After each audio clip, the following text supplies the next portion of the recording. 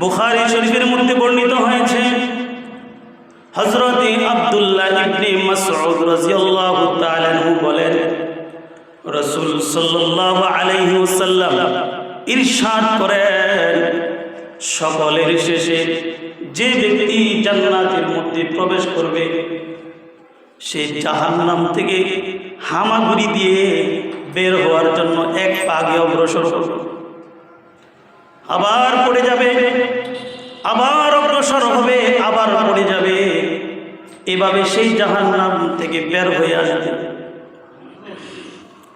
এভাবে সেই জাহান্নাম থেকে বের হয়ে আসবে।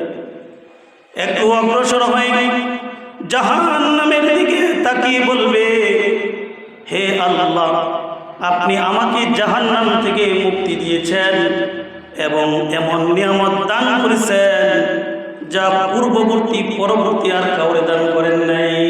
সুবহানাল্লাহ। একজন ঈমানদার সর্বশেষ জান্নাতি ব্যক্তি, উনি যখন জান্নাত থেকে বের হয়ে আসবেন সকলের শেষে, তখন বলবে, আল্লাহ, আপনি আমাকে জাহান্নাম থেকে মুক্তি দিলেন এবং এমন নিয়ামত আমাকে দিলেন যা পূর্ববর্তী পরবর্তী আর কাউরে দান করেন নাই। মানে এই নিয়ামতটা তার কাছে এত দামি মনে হয়। সুবহানাল্লাহ। এই নিয়ামতটা তার কাছে এত দামি মনে হয়।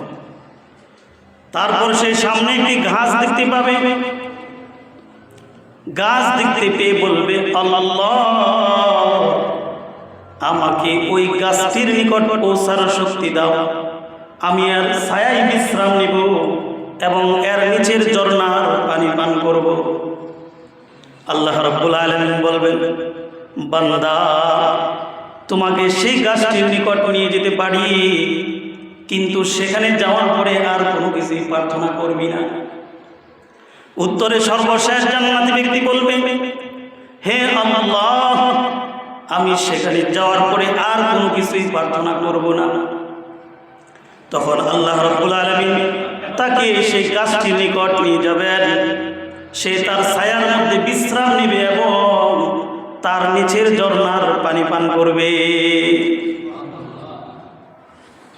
অতঃপর সে জান্নাতের দরজার নিকট আরেকটি গাছ প্রকাশ করবেন। আল্লাহ রাব্বুল আলামিন জান্নাতের দরজার নিকট আরেকটি গাছ প্রকাশ করবেন। তা দেখে লোকটি বলবে, আরজ করবে, আল্লাহ, এবার আমাকে ওই গাছটির নিকট পৌঁছায়া দিন, ওই গাছটির নিকট যাওয়ার ব্যবস্থা করে দিন। আমি তার ছায়ায় বিশ্রাম নেব এবং তার পানি পান করে কলিজাটা একটু ঠান্ডা করি, এরপর আর কোনো কিছুই প্রার্থনা করব না। জান্নাতি ব্যক্তি বলে, সর্বশেষ জান্নাতি ব্যক্তি। এটা বুখারী শরীফে হাদিস। আল্লাহ রাব্বুল আলামিনের কাছে লোকটি বলবে, এবারের মতো আমার এই প্রার্থনাটুকু কবুল করুন হে মেহেরবান খোদা, এরপর আমি আপনার কাছে আর কোনো কিছুই আকাঙ্ক্ষা করব না।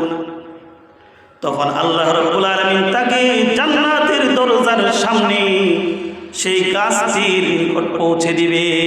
সুবহানাল্লাহ। এবার সেই গাছটির নিকট যাওয়ার পরে জান্নাতীদের কথাবার্তার আওয়াজ শুনতে পাবে।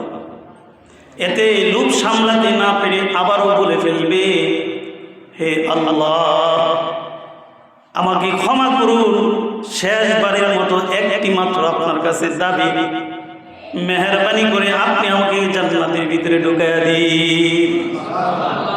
আল্লাহ রাব্বুল আলামিন বলবেন, বান্দা, তোর দাবি তো দেখি শেষ নাই দেখছি।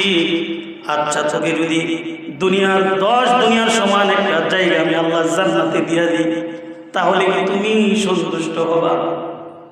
উত্তরে সর্বশেষ জান্নাতি ব্যক্তি বলবে, আই রব্বি আতাস্তাহজিউ মিন্নি ওয়া আনতা রাব্বুল আলামিন।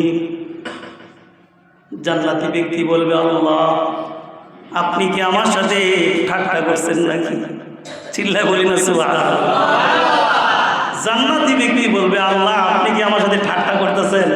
আল্লাহ যখন বলবে, দুনিয়ার 10 দুনিয়ার সমান একটা জান্নাত তোমাকে যদি দিয়া দেয়, তাহলে তুমি কি সন্তুষ্ট হইবা? ব্যক্তি বলবে আই রব্বি আতাশতাহজিউ মিন্নি ওয়া আনতা রব্বুল আলামিন।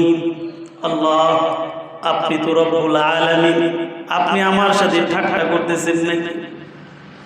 এই হাদিস বর্ণনা করে হযরত ইবনে আব্বাস রাদিয়াল্লাহু তাআলা আনহু এসে ফেললেন।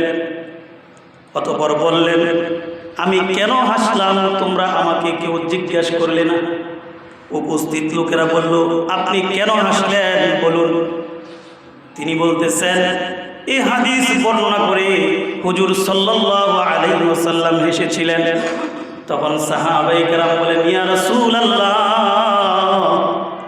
আপনি এই হাদিস বর্ণনা করে কেন হাসলেন, জিজ্ঞেস করলেন। সরকারে দো আলম বিশ্বনবী বলেন, লোকটির কথায় আল্লাহ তাআলা হেসেছিলেন, তাই আমারও হাসি এসে গেছে। সুবহানাল্লাহ।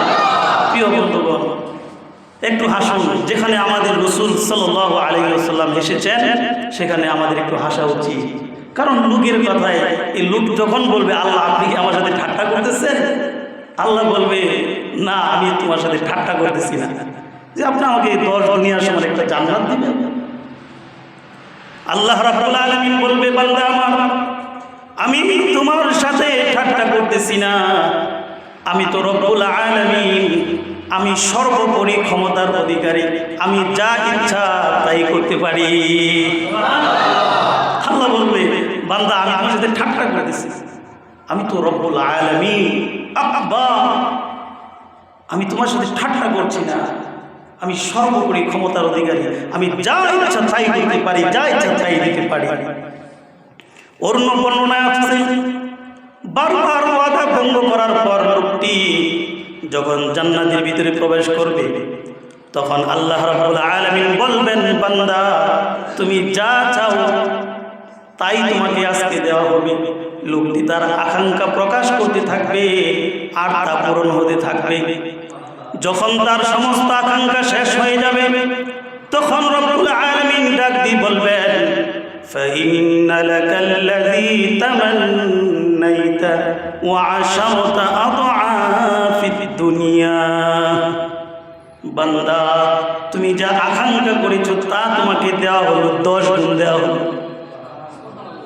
দুনিয়ার সমান তোমাকে দুনিয়ার 10 গুণ দেওয়া হলো। এ হলো একজন সর্বশেষ জাহান্নাম থেকে যিনি উঠে জান্নাতে যাবেন তার অবস্থা। সর্বশেষ সর্বনিম্ন যাররা থেকে যাররা পরিমাণ ঈমান নিয়ে কি কবরে যাবে, তাকেও আল্লাহ তাআলা জান্নাত দিবেন। আল্লাহ ওয়াদা করেছেন। সুবহানাল্লাহ। চিল্লায় বলি সুবহানাল্লাহ।